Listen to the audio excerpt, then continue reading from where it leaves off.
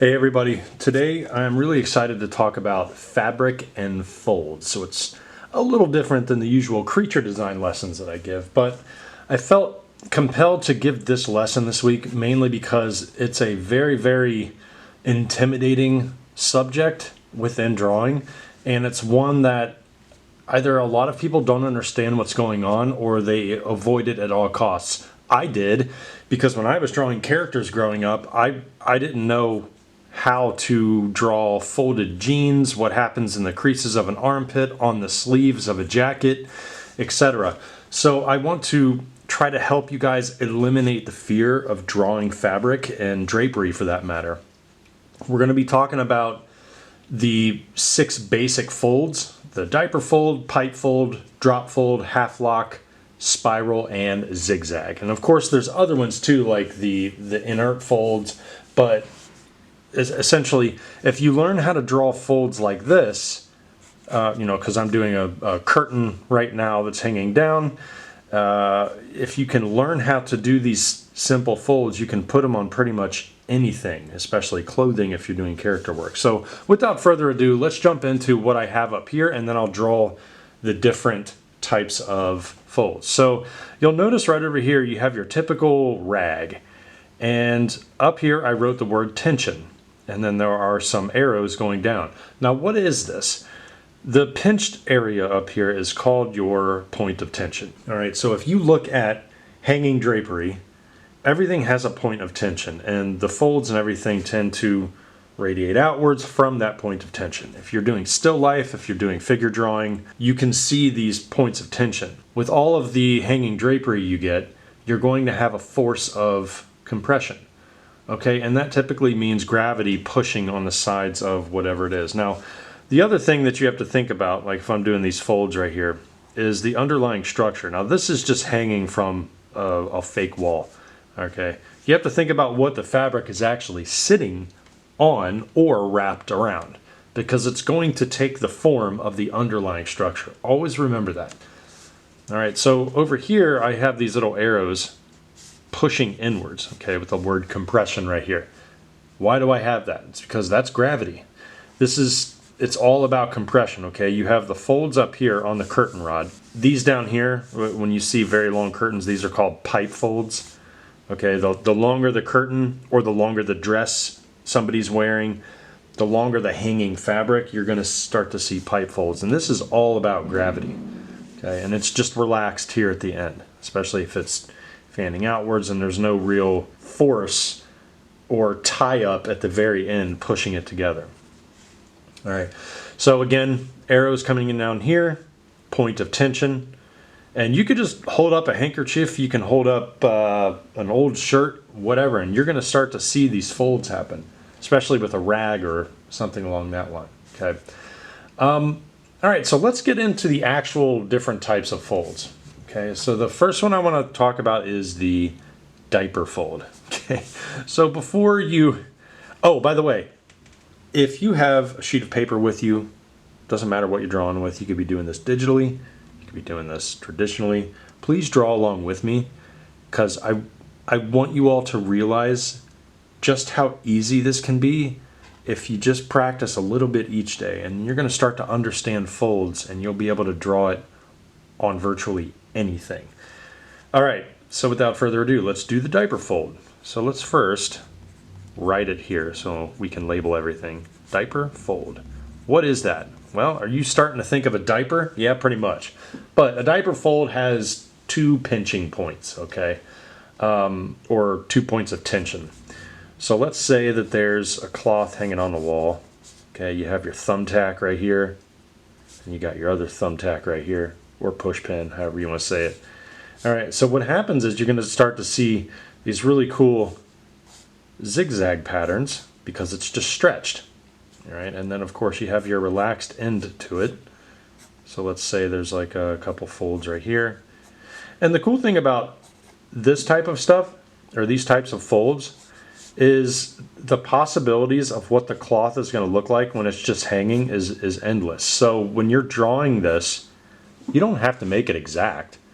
It's going to be different. Okay, so you do have some creative freedom here. I just realized when I was drawing that it was, couldn't really see it on my screen.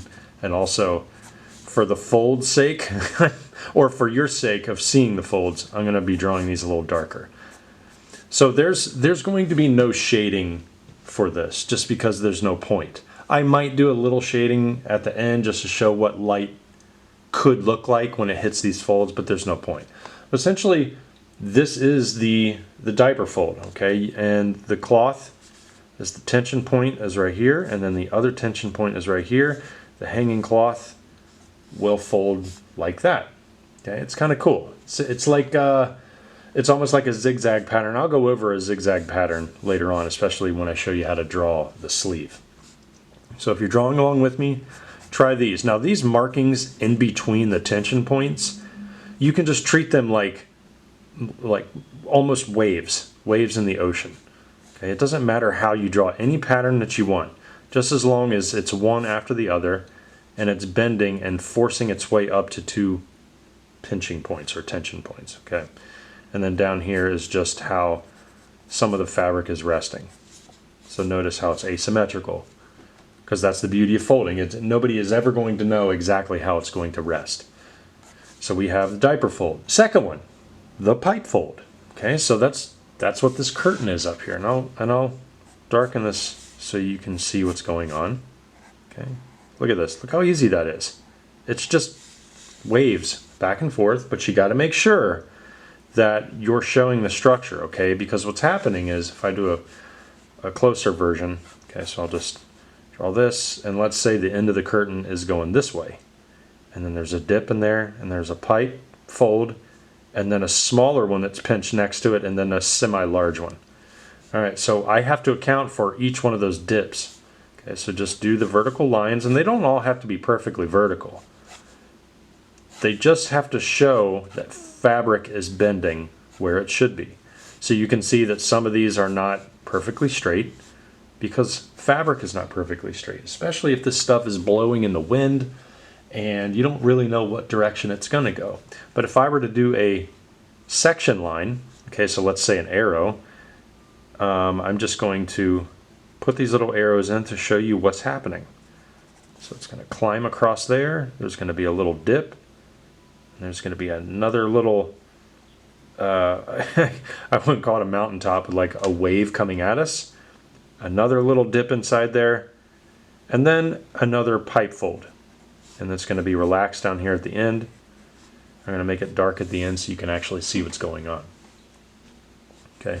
Now, in places like this, where you can see this little valley, okay, and it starts to come out again, you can put maybe a higher ridge on that fabric.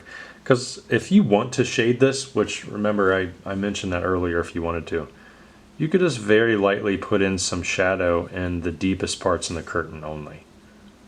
So if you do that, then what that does is it makes sure that the actual pipe part of the fold is coming out at us. So it looks like, oh, there's actually structure there, and it's bending and rolling. This is called your pipe fold. Pipe fold, like that. And it's good to label the stuff that you're drawing too, because if you're learning a new subject and you put notes down, it's going to prevent you from forgetting what you did. Even though you might think that you're going to remember everything, it's good to actually label it. It kind of forces you to hold yourself accountable.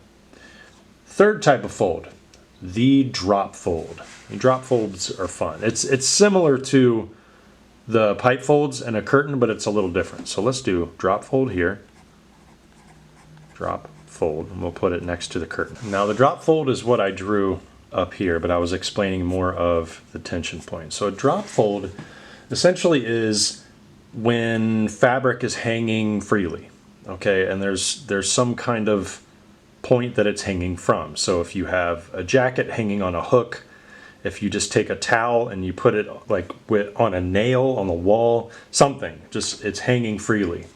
And the way to draw this is just think about a tension point up here. So I'm going to put a dot, okay, and then start sketching your lines flowing outwards. Now, the important part about this is what goes on down here at the bottom of this, okay? So you think about what each fold is doing for the fabric. Now, if it's hanging freely, you're not going to have something totally jagged and tightly tied or anything like that. It could have hard edges too, or it can have some soft ones. So I'm just going to put a couple zigzags in here like that. All right, now when I look at these zigzags, I want to make sure that each edge is accounted for. Okay, so this is the outer part of hanging fabric, and this is the part of hanging fabric, and then it just kind of goes up like that. The next thing to think about are these different sections underneath that fold. The same thing happens underneath that. There's the outer part of that fold, and then over here is the very end of the fabric. Now, there's no real tension at the very bottom, okay? The tension is up here. As stated above, this is the tension point. This could be a nail, a thumbtack, a coat hanger, or like a coat hook, or whatever you're hanging it on. All right, and then what happens is underneath here, it also hangs freely. So see all these nice little fun zigzags that I'm putting in here? You still have to account for all the edges. Okay, so just make sure that when you do that, you want to continue that line, and you can actually just make a relaxed version, and if you have the line drawn darkly, just fade it off into the cloth up here. Okay, so at the tension point, you might have more lines just because more fabric is being bunched up at that point. But even then, you want to avoid just making that up where you think it should exist, and really follow your line. Okay, so if this fabric is folded, it's pinched right here, it's probably going to be slightly skewed around that. Okay, and then you have to account for this fold too. Be some nice opportunity to put some value in there, some shading, shadows, and make it look as realistic as possible. And then I'm just going to roll the fabric off like that. So essentially, there you go. That's how you do the drop folds. Okay, now what's fun about drop folds is the possibilities are endless when you get to the bottom of the fabric. All right, and this could also be a new style of clothing. Let's say you're doing like a cut-off t-shirt, okay, and it's hanging by your stomach, or whatever is hanging on you. The same type of thing. You know, at the very end, you can pipe these however you want and fold them however you want. You just have to account for each different directional change and each new fold that's happening. Okay, you know what? I'm probably running out of room here, but no, I'll put it down here. Let's talk about half lock. All right, so half lock. What the heck is half lock? Half lock is that crazy area that we see when we bend our arms, our legs, our knees, and we see all the fabric of the jeans and jackets bunched up, and we have no idea how to draw that. Okay, so I'm going to try to help you as best I can. Before we do that, we have to think about a pipe. Well, it could be called, well, no, they're not pipe folds. What we do have to think about is why it zigzags. It zigzags because the fabric is bending around a cylindrical shape. Here's my point. If we do an arm, okay, this is just like the bicep here. I'm just going to do it lightly. All right, so we got that. Now let's say the person's jacket is rather stretched out. Okay, so there's no real bunching, but there are definitely peaks and valleys. Okay, and I'm making this up, but it's okay, because if you follow the rules of the way these folds happen, you can make it up. All right, so let's start thinking about the fabric collapsing in on itself. Okay, because what happens is the excess clothing or the cloth, it forms a zigzag pattern. Okay, so let's put some lines in here. See how it's zigzagging back and forth? And I'm putting more zigzag marks where this elbow is bending, and it's going to be stretched out as I move up the bicep and tricep up here, and then down here on the forearm. All right, so then what happens is the bunched up zigzags, that's going to be collected fabric. Okay, so you definitely have to account for that. All right, so once we have this, and then what you could see in between each zigzag are these little pockets like this. So you're probably thinking, wait a minute, what's going on in there? Okay, so the fabric itself is collapsing in on itself, which means that when they start to zigzag and all of this fabric inside the folds, it starts to bunch up towards the skin. It's actually folding in on itself instead of coming outwards. Okay, so that's where you can get some pretty cool shading. All right, so let's say you have a little shadow here. Okay, and then there's another fold that's happening on the outside. All right, and then you have another fold here. You don't want to go too crazy with it. Just put in enough shadow to where it looks like it's definitely bending. Again, we're not shading much. Okay, so there's a more stretched out version. You can start to see these little zigzags come in, and the possibility for this is endless just because there's so many different types of materials that you can draw. If you really want to make it bunched up, you could do a second version of this where, let's say you have an arm, okay, and you want to roll up the sleeves. All right, so let's say you're doing a character and you really want to roll up the sleeves. So I just drew this very lightly. Now I'm going to put these peaks and valleys in here. Maybe some are bigger than the other. Remember, we're just doing the outline of stuff. We're not doing anything super detailed or anything like that. Okay, now you can start to see that within each part of the cloth that's collapsing in on itself, you can start to zigzag these shapes back and forth. All right, so instead of going like this, where you just have lines going straight across, and there's the peak and valley, where it looks almost like an accordion, you have to imagine that, you know, the folds are taking shape or taking the form of the arm that's happening underneath it. Okay, so you're going to start to see these zigzag patterns if you were to go like this, just like a snake. Okay, that's what's happening essentially, and all the fabric in between the fold is being pushed against the arm, and then the fold itself is being pushed outwards. There we go. This is a good way to practice it. Don't even worry about shading it. Just start thinking about the random forms that you can have when you zigzag these.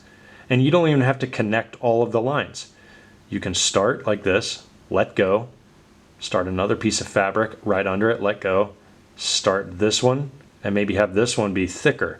They're starting to zigzag, and you can see the corkscrew effect happening.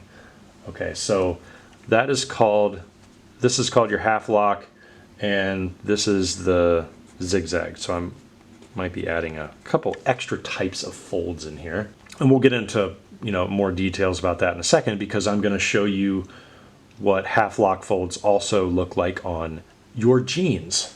As a matter of fact, why don't we just jump right into that? Before we get into how to do the fabric folds for your jeans and around your knee, I do want to mention that down here, I don't want you to get confused with a half lock fold and a zigzag fold and a spiral fold. The half lock fold happens when it changes direction. Okay, so when you look at somebody's arm like this, okay, we got the top part of the arm, or the bicep, and the tricep is, and then there's the elbow. Well, the fabric inside here is going to get bunched up, and then all of a sudden the forearm comes out at a different direction because it's kind of like it's a very, very wide angle. That's where the half lock fold happens. So that's what happens when you bend your leg and you see the fold creases underneath your knee. Okay, and even on top of your knee, but mainly underneath the knee. And I'm going to get into that in a second. The zigzag fold happens right here. So this is a combination too. So the half lock fold happens right here in that joint.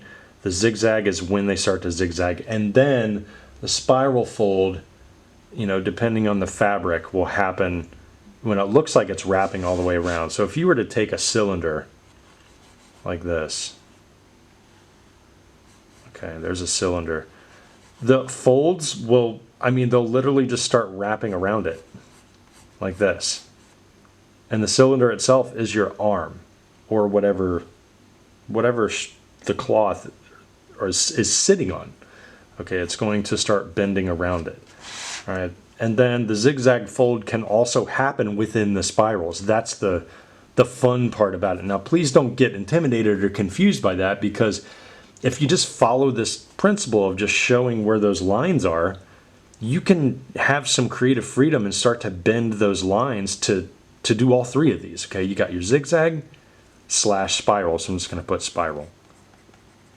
Okay, and then you have your half lock. So all of that can happen on the same arm. Think about it.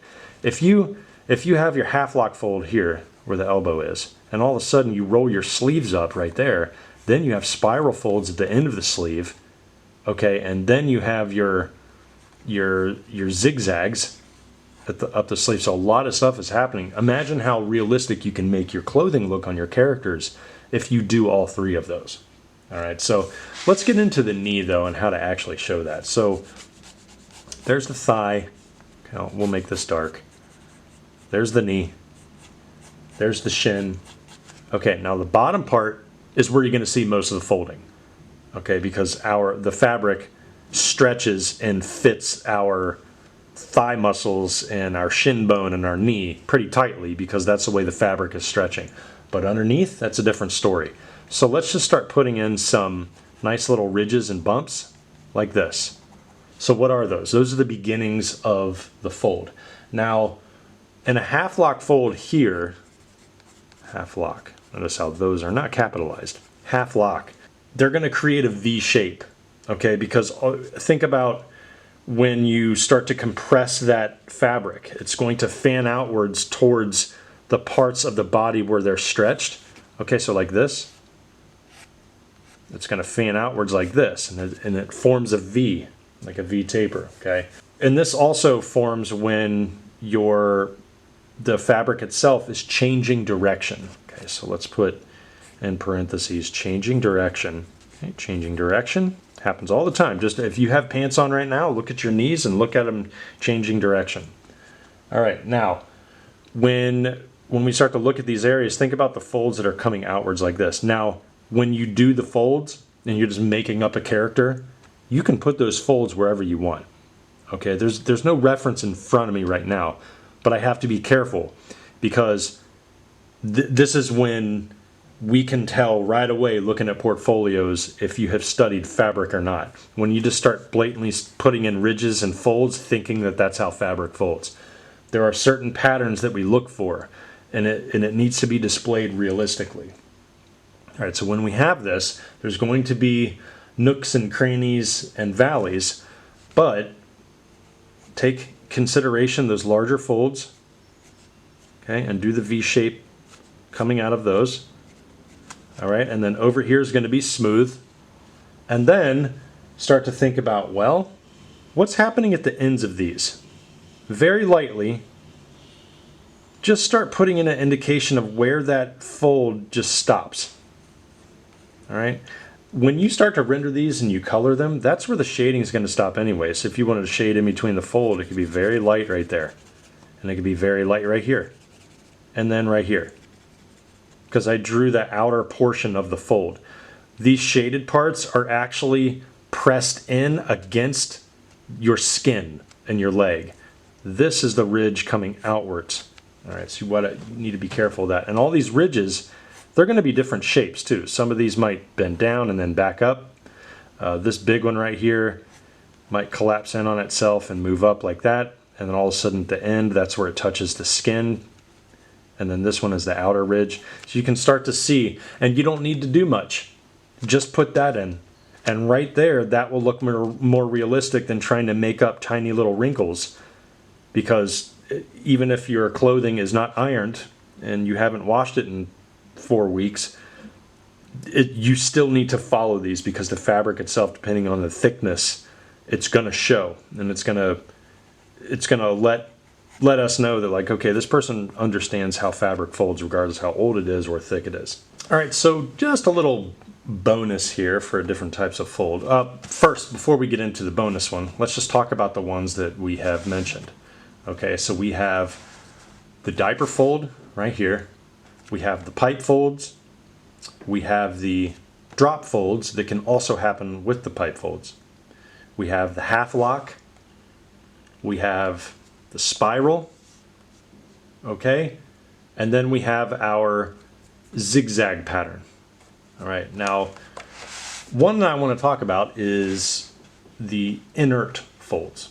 All right, so this occurs when the fabric is laid on top of a table or whatever surface it may be. You can even, if you just lay clothing on top of a couch and the hoodie that you see is bunched up, the inert folds happen. There's going to be peaks and valleys, and this is probably the most difficult fold to draw just because there's a lot of stuff happening in there, especially if the fabric is old. I highly recommend studying still life, okay? Put a nice light source on the still life and you can start to see how these folds happen, okay? Now, this particular drawing that I'm doing, there's no reference to this, but I'm keeping it as simple as possible so I don't screw up, okay? Because I don't want to mess up giving the lesson. Inert folds, there's going to be peaks and valleys, and the way to do that is when you start to draw a line at the fold, make sure that at the end of it, you can either keep a point and then change direction, or you can flatten it off. Okay, so if I'm coming down like this, I'll flatten it off and then I'll start a new one. But then you have to take into consideration what's happening on the right side of it, on the left side of it, and above it and below it. Because if this is a fold, that means that this other fabric is also being affected. Okay, so typically each one of these folds will have a face. That's also forgotten when a lot of aspiring artists try to do folds on a very long dress of a character and it happens to be resting against the ground or something along those lines, okay? So I like to just very lightly sketch a face to each fold, all right? Now you'll see that these lines that I'm drawing are very rigid, okay? And that's because the cloth itself is more rigid. If it's a very soft cloth, even if it's a Kleenex, you can see this in Kleenex too. If it's softer, then the edges won't be as angular. All right, so let's start to think about what's happening up here. Maybe the compression isn't as much, and it's a drop fold coming. Okay, it's relaxed, but it becomes more intense down here at the bottom. All right, now I'm going to put in some zigzags, just a big zigzag right across there. I'm not done though. I got to think about what's happening with that zigzag. I can't just leave it there, okay? Because underneath the zigzag is more fabric. So let's say there's a ridge down here. Oh, well, what do we have here? We have a zigzag pattern followed by a more flattened ridge, okay? Well, the zigzag itself, that fold needs a face to the edge, okay? And then I can connect that. So you start to see that there's directional changes within all the flat faces of the folds. Now it's starting to look more realistic already. Okay, we got our zigzag, we got a combination of some drop folds in here, and then down here maybe there's some bigger ridges. So you see the edges of my cloth touching the table. Okay, let's bring some of those edges up. There's the bottom, so I'm going to darken it a little bit so you know where the shadow could exist. Did you see that little line that I put up there? That's because over here on the far right is also a face of a fold, but that face is going outwards like this.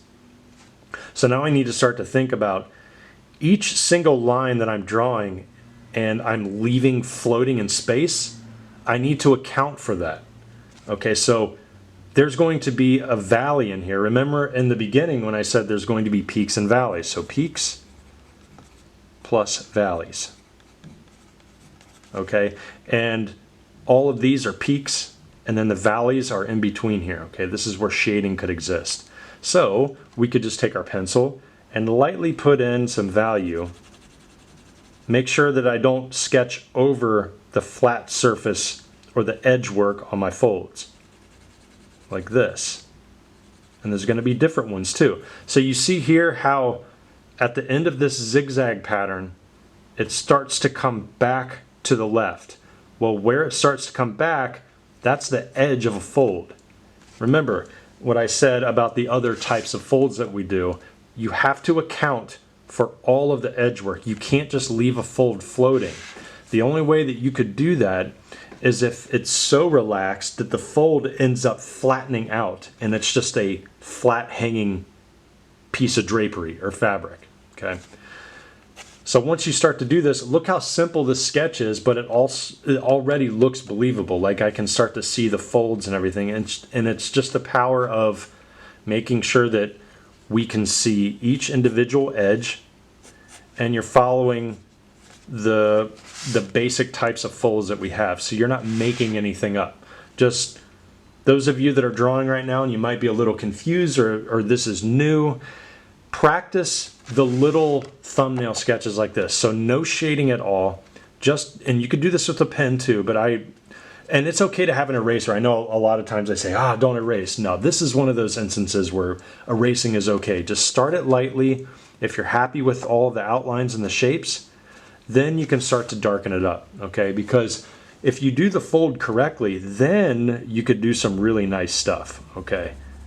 Now it's better to not guess at this and have an actual real light source in a still life, okay? Because that's when you start to learn the really nice folds in the different areas. Because once you get a nice still life and you combine all of these, man, it makes for an awesome drawing. So hopefully you enjoyed today's lesson. I love giving this kind of stuff. It's going to be in my foundational playlist. If you have any questions, drop a comment below. I'd love to hear everybody's journeys through art. Join our Creature Design Workshop Discord, where it's a bustling community. Everybody's sharing their work and asking questions, giving tutorials. It's really a fun place. If you are interested in my Creature Design Workshop, we have our June session going on right now. If you are interested in the July session, check out the website. The link is in the description below, where you can have an early sign up. I typically take 8 to 10 students. So just drop me a line. If you're not sure about it, always DM me. It's totally fine. Have a great day, everybody.